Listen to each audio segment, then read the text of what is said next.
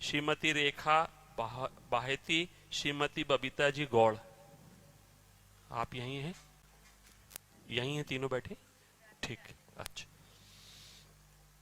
राधे राधे महाराज जी। महाराज जी, जो भगवान का नाम नहीं लेते फिर भी अच्छे से रहते हैं, और जो भगवान का नाम लेते हैं परेशानी में रहते हैं, क्या फर्क है? कौन बोला? ये तीनों हाँ, ऐसा देखा भी जाता है। क्या होता है कि जैसे कोई प्रभु का नाम जप नहीं कर रहा और बड़ा लौकिक पदार्थों से भरा पूरा देखा जाता है, सुखी देखा जाता है, तो उसमें हमारे भागवतिक विधान में एक सिस्टम है। जो भगवत मार्ग से विमुख आचरण, पापाचरण, अधर्माचरण करता है और आपको सुखी नजर आ रहा हो, तो उसके बहुत थोड़े पुण्य हैं। उनको भुगाने के लिए पहले हमारे संविधान, भागवतिक संविधान में उसके पुण्य नष्ट कर, क्योंकि जब उसे दुख मिलेगा तो पुण्य उसका सहयोग कर देगा, इसलिए पहले उसके सहयोगी का नाश किया जाता है। उसका सहयोगी जो सुकृत है उसको दे दिया गया। अब वो पापाचरण में और उन्मत्त हो गया। अब उसके वो सुकृत चल रहे, इसलिए उसे जुकाम भी नहीं होगा। अब वो सोचता है कि कुछ नहीं, कोई निर्णय नहीं, कोई भगवान नहीं, मनमानी पापाचरण करो, खूब मौज से रहो, और वो सुकृत उसके नष्ट हो रहे हैं। और जिस दिन उसके सुकृत नष्ट हुए, फिर मिटिया मेट होते हुए देखा है। शास्त्रों का विधान तो है ही, हमने देखा है।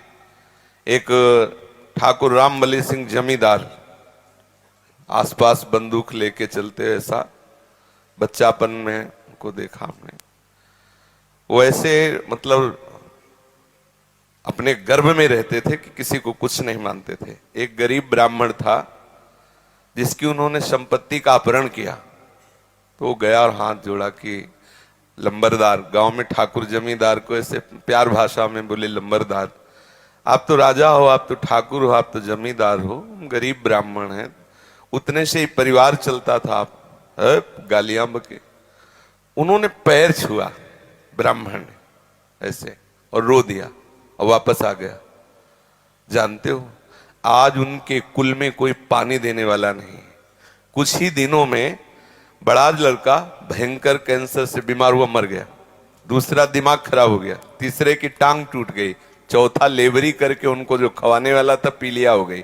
और आप अफीम के इतने नशेबाज बन गए कि धीरे धीरे सब, जहां उनके आगे पीछे बंदूक लेके चलते थे वहां मक्खी उड़ाने वाला कोई नहीं रहा, और एक पशु की तरह मरे जब कोई फेंकने वाला नहीं, ऐसी स्थिति। होता क्या है कि शुभ कर्म जब तक हमें, वहां के हमारे भागवतिक विधान में सिस्टम है, यदि आप अधिक पाप करेंगे तो आपके जल्दी से जल्दी शुभ कर्म आपको दिए जाएंगे, कि वो नष्ट हो तब तुम्हारा नाश शुरू होगा। और जब आप भागवतिक कार्य करते हैं तो देख लिया गया ना कि आप संभल रहे हो, तो आपको कोई बाधा ना पहुंचा सके, इसलिए आपके जो पाप कर्म हैं उनको फेंक दिया गया कि उधर से खाली करो। जो उसके शत्रु पक्ष के पाप कर्म जमा है उसको नष्ट करने के लिए उनको भेजो, क्योंकि इस समय धर्म निष्ठा में है, ये पचा जाएगा। तो उसके पाप कर्म आते हैं और धर्म में प्रबल होकर के उन पाप कर्मों को भोगता है, धर्मात्मा बन के चलता है। जिस दिन उसके पाप नष्ट हुए, वो सुकृत और ये वर्तमान के सुकृत मिल गए, उस दिन जय हो जाती, उसकी कोई पराजय सजयती, त्रिभुवन में उसकी जय जयकार हो जाती, और उस पापात्मा का ऐसा नाश होता है, कोई पानी देने वाला नहीं मिलता। ऐसा नहीं है कि पापी पुरुष मौज से है और धर्मात्मा कष्ट से है, उसके रहस्य को नहीं जानती, इसलिए तुम्हें ऐसा लगता है। समझ पा रही हो?